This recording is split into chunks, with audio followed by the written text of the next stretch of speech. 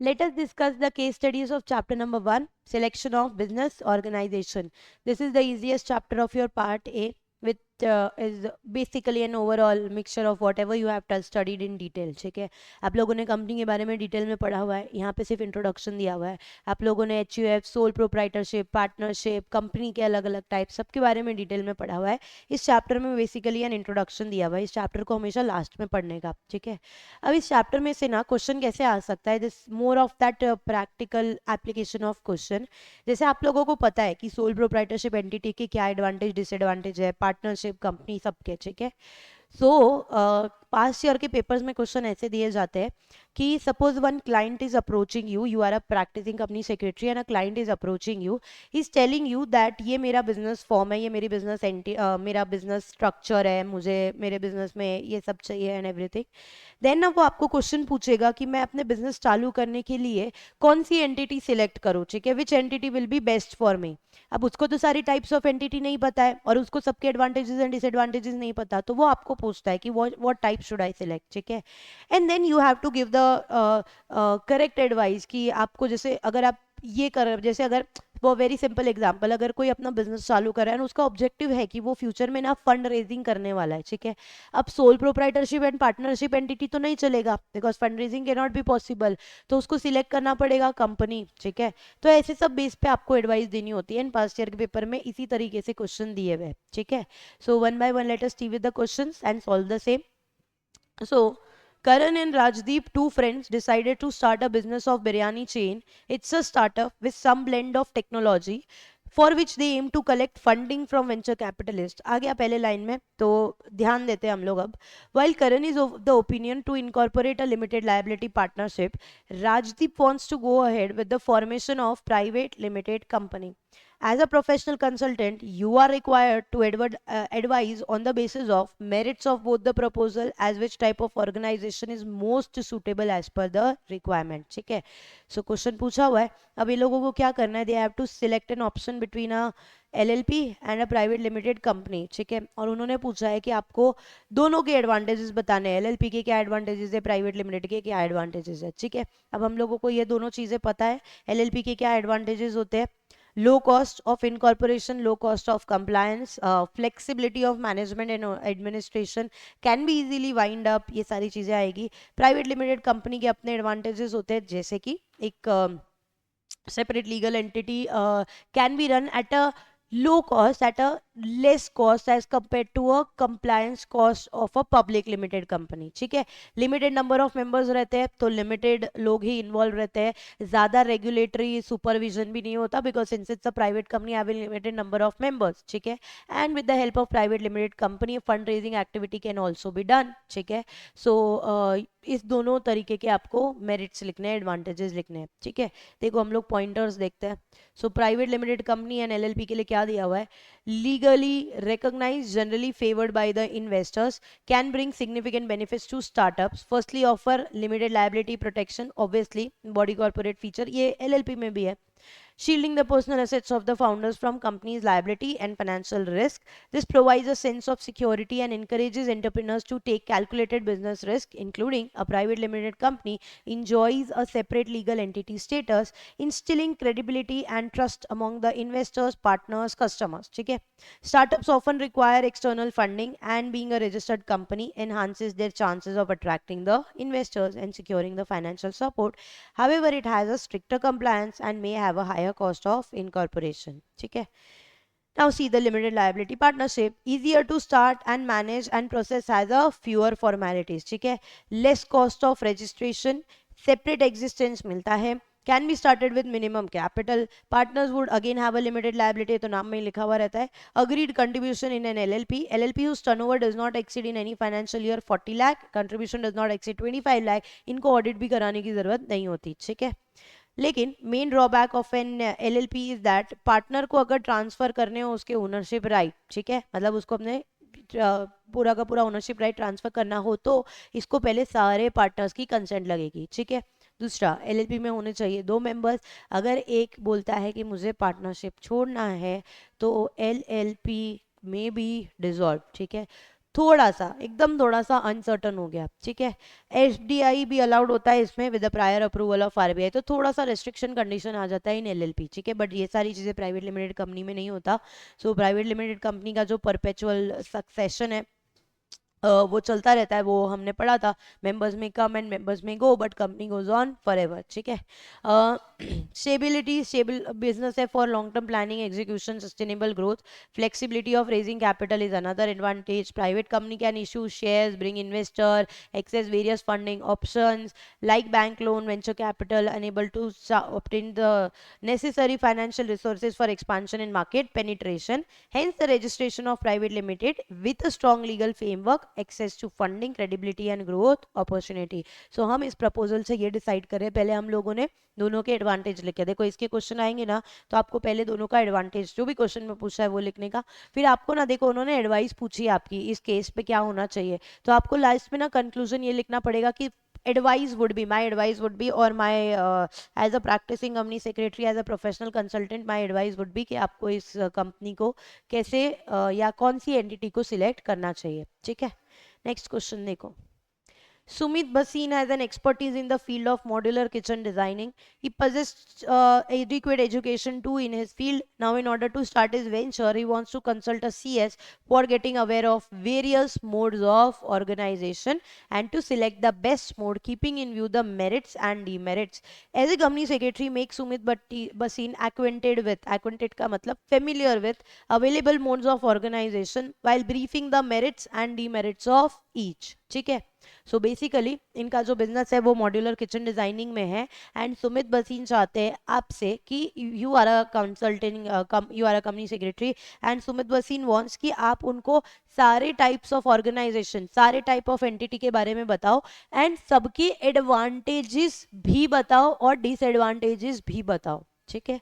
मतलब in short हम लोगों को सब कुछ लिखना पड़ेगा, corporate entities, non corporate entities, yes सब कुछ लिखना पड़ेगा, बट बहुत ज़्यादा डिटेल में एक्सप्लेन करने की ज़रूरत नहीं है। मतलब अब मेरिट्स डीमेरिट्स लिखोगे, एक पॉइंट, दो दो पॉइंट करके लिखोगे, नहीं तो फिर आपका आंसर बहुत बड़ा हो जाएगा, ठीक है। सो पहले तो हम लोग ये समझते हैं हमारे पास में कौन से टाइप्स ऑफ एंटिटीज है। तो हमने अभी एंटिटीज को डिवाइड किया, corporate entities and non corporate entities, ठीक है। कॉर्पोरेट एंटिटीज में क्या क्या आएगा, एलएलपी आएगा, कंपनी आएगा, कंपनी की जितनी भी टाइप्स होती है वो सब आ जाएगा, प्राइवेट, पब्लिक, ओपीसी, सेक्शन 8, सब कुछ, ठीक है। नॉन कॉर्पोरेट में आएगा sole proprietorship, partnership, trust, society, आप लोगों के सारे एंटिटी को इंक्लूड करेंगे। So this will be the part of the non corporate entities, ठीक है। Based on that you have to advise, you have to give the merits and demerits of each of the organisation, ठीक है। तो देखो यहाँ पे वो लोगों ने लिख दिया main types of business entities कौन सी, सबके नाम यहाँ पे लिख दिए, ठीक है। अब वन बाय वन आप लोगों को इसका एडवांटेजेस और डिसएडवांटेजेस एक्सप्लेन करना है। भाई सोल प्रोप्राइटरशिप का एडवांटेज क्या होता है, कोई भी खर्चा लगता नहीं है, एक अकेला बंदा होता है जो सब कुछ मैनेज करता है, सब कुछ वो खुद ही करेगा, बिजनेस भी वही संभालेगा, कुछ भी बेचेगा, अकाउंट्स भी मेंटेन करेगा, सब कुछ, तो प्रॉफिट भी किसको मिलेगा जाके, उसी इंसान को, तो सोल प्रोप्राइटर, ठीक है। डीमेरिट क्या बोलता है, भाई बहुत uncertain form of business organisation है, बिकॉज अगर वो सोल प्रोप्राइटर नहीं रहा तो बिजनेस बंद हो जाएगा, plus very important disadvantage unlimited liability, ठीक है। So that will be the case. अब पार्टनरशिप फर्म के बारे में क्या लिखेंगे, जो पार्टनरशिप फर्म चालू होती है विद मिनिमम नंबर ऑफ 2 और मोर members that can be become a partner. Partnership में पार्टनरशिप अग्रीमेंट रजिस्टर कराना कंपलसरी नहीं होता। Again low cost, low maintenance and that can be started very easily.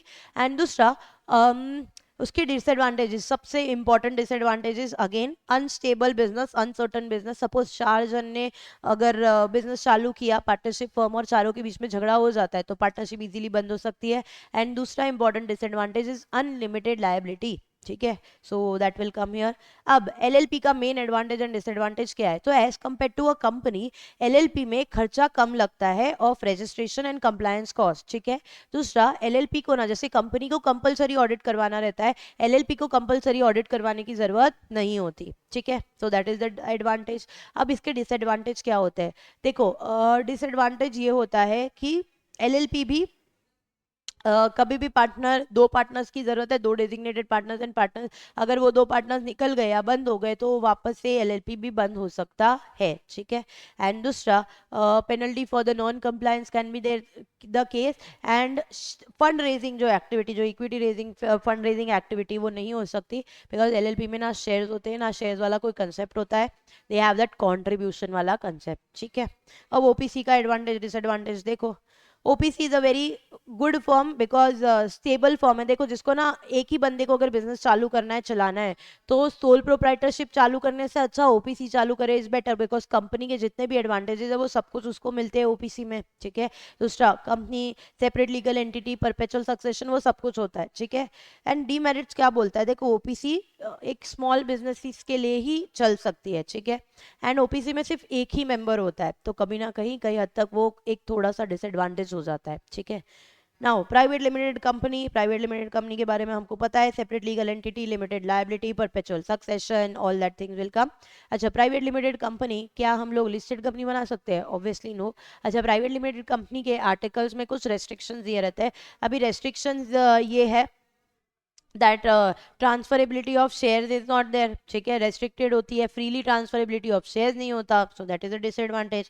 Public company के लिए क्या advantage and disadvantage? Again we have a limited liability, again we can raise funds from the public by forming a public company, ये चीज तो advantage private company का भी है। दूसरा, पब्लिक कंपनी के डिसएडवांटेज क्या होता है? देखो, हाई कॉस्ट होता है मेंटेन करने के लिए, incorporation, filing cost and everything. दूसरा, व्हाट हैपेंस इज कि जब भी हम वाइंडिंग अप के लिए जाते हैं तो वाइंडिंग अप थोड़ा सा डिफिकल्ट हो जाता है, ठीक है, so that can be your disadvantages. अच्छा, रेगुलेटरी सुपरविजन ज्यादा रहता है, बिकॉज देखो पब्लिक कंपनी में बहुत सारे मेंबर्स है, बहुत सारे पब्लिक का इंटरेस्ट इन्वॉल्व है, तो रेगुलेटरी भी अथॉरिटीज भी आप पे ज्यादा ध्यान रखेगा, ठीक है।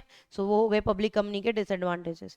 अब एच की बात करते तो H is Hindu undivided family. अब देखो, हिंदू अनडिवाइडेड फैमिली, जो फैमिली मेंबर्स है जो हिंदूज है उनके वही स्टार्ट कर सकते हैं, ठीक है।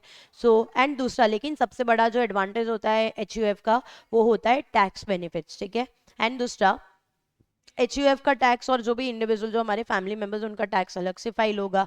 डीमेरिट्स क्या होते हैं? सारे लोगों के इक्वल प्रॉपर्टी, इक्वल राइट्स दी जाती है। अब बंदा कोई काम नहीं भी कर रहा, कोई फैमिली मेंबर काम नहीं भी कर रहा, उसको भी उतना ही इक्वल शेयर मिलेगा।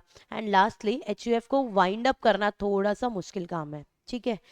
देन आता है आपका कोऑपरेटिव सोसाइटी सेक्शन 8। अच्छा, अभी है ना, cooperative society and section 8 entity तो हम पढ़ तो लेते हैं, बट ना कोऑपरेटिव सोसाइटी एंड सेक्शन 8 का ना मेन काम बिजनेस नहीं होता। देखो, सेक्शन 8 कंपनी तो वैसे भी नॉट फॉर प्रॉफिट है, ठीक है। Their main objective is not to earn profit और टू डू एनी बिजनेस, ठीक है। सो सपोज इफ अगर हमारा जो केस था ना अभी सुमित भसीन वाला, वो तो बिजनेस ही चालू करना चाहता है, तो उसके लिए सेक्शन 8 कंपनी एप्लीकेबल नहीं होगा, बिकॉज सेक्शन 8 बिजनेस पर्पज के लिए नहीं बनती, वो तो बनती है चैरिटी के लिए, वेलफेयर के लिए, ठीक है। तो हमारे वाले एग्जाम्पल के हिसाब से, केस के हिसाब से सेक्शन 8 नहीं आएगा, बस उन लोगों ने सारे टाइप्स एक्सप्लेन कर दिए, इसलिए सेक्शन 8 के बारे में भी लिख दिया। And same thing with the cooperative society also, ठीक है। तो वो भी ना हमारे जैसे कोऑपरेटिव सोसाइटी के जो भी मेंबर्स होंगे, जो भी लोग होंगे, उनके म्यूचुअल बेनिफिट के लिए, उनके वेलफेयर के लिए, चैरिटी के लिए बनाया जाता है। तो this are not the type of that organisation जो फुल्ली बिजनेस पर्पज के लिए बनते हैं, ठीक है। सो दोनों के फिर भी मेरिट्स में डीमेरिट्स देखते हैं। कोऑपरेटिव सोसाइटी का मेरिट्स क्या है? Again they have a limited liabilities, members ने जितना कंट्रीब्यूशन किया उतनी उनकी लायबिलिटीज, एंड उनको वोटिंग राइट्स मिलते हैं, ठीक है। डिसएडवांटेज ये होता है कि भाई देखो, कोऑपरेटिव सोसाइटी ट्रस्ट ऐसी ऑर्गेनाइजेशन है जो बहुत ज्यादा वल्नरेबल होती है मनी लॉन्ड्रिंग के एक्टिविटीज के लिए। मतलब जब अनरजिस्टर्ड होता है ना, तो इस सोसाइटीज के नाम से, इस एंटिटीज के नाम से ना बहुत पैसा घुमाया जाता है, ठीक है। और ऐसा सब होगा तो हमारी गवर्नमेंट इस सारे एंटिटीज पे ज्यादा ही ध्यान रखेगी, बट ऑब्वियस, ठीक है। सो वो उसका डीमेरिट बन जाता है, एंड आपस में झगड़े होना can be a common possible thing, ठीक है। सेक्शन 8 के बेनिफिट्स क्या होते हैं? तो भाई सेक्शन 8 के बेनिफिट्स होते हैं, टैक्स बेनिफिट्स मिलता है इनको, बिकॉज ये लोग अच्छा काम कर रहे हैं, लोग सोसाइटी के लिए काम कर रहे हैं, ठीक है। सेक्शन 8 कंपनीज पे हम लोगों को ट्रस्ट आता है, वो चीज़ें आएंगी। अब डीमेरिट्स क्या होता है वो देखो, कंप्लायंस काफ़ी इंपॉर्टेंट, काफ़ी स्ट्रिक्ट हो जाता है, बिकॉज समझो सेक्शन 8 का लाइसेंस हम लोग सीधा सेंट्रल गवर्नमेंट से लेते हैं, ठीक है। देन सेक्शन 8 कंपनी का ही दूसरा नाम है नॉट फॉर प्रॉफिट ऑर्गेनाइजेशन, ठीक है। तो ऑब्वियसली ये बिजनेस पर्पज के लिए या प्रॉफिट मोटिव के लिए नहीं बनती, ठीक है। तो एग्जाम में क्वेश्चन आए ऐसा टाइप का, तो तुमको हर एक टाइप को एंटिटी को एक्सप्लेन करने का, दो दो पॉइंट मेरिट्स का, दो दो पॉइंट डीमेरिट्स का लिखने का। Clear with this? Done with this? Chapter 1 का केस स्टडी खत्म।